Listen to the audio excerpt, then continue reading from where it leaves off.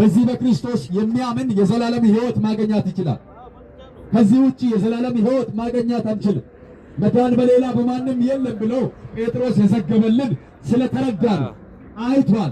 ኢየሱስ ክርስቶስን ዳስሷል። ኢየሱስ ክርስቶስ ጋር በልቷል፣ ቀምሷል። እውነተኛ መንገድ እሱ ብቻ እንደሆነ ያውቃል።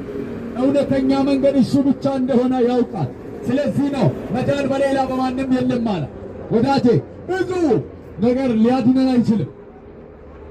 የምናመልከው ሌላ አማልክት ሊያድኑን አይችሉም። የሚያድነን አንዱ ብላቴና ኢየሱስ ነው። አዋጅ! በዚህ ማለዳ ላይ ይህን እናበስራለን። መዳን በትንሣኤ ጉልበት ነው። መዳን ሞትን ድል ባደረጋ ነው።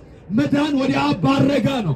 መዳን ተመልሶ በሚመጣ ነው። ለጽድቅ ብለን ዋጋ መክፈል የለም። ቀራንዮውን ተመልከቱ፣ ጎልጎታውን ተመልከቱ፣ የሞተላችሁን ተመልከቱ፣ ደሙን ያፈሰሰላችሁን ተመልከቱ። እሱ ነው ከኃጢአት የሚያድነን። እሱ ነው ወደ እግዚአብሔር መንግሥት የሚያስገባን። እሱ ነው የዘላለምን ዕድል ፋንታችን ዕጣ የሆነው። ተስፋችን ኢየሱስ ነው። ይመጣል።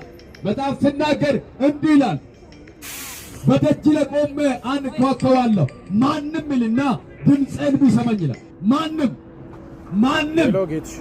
ማለት ሁሉም ሰው ድምፁን መስማት አለበት ማለት ነው። ድምፄን ቢሰማ ደጁንም ቢከፍትልኝ ወደ እርሱም እገባለሁ ይላል። ከእርሱም ጋር እራትን እበላለሁ፣ እርሱም ከእኔ ጋር ይበላል።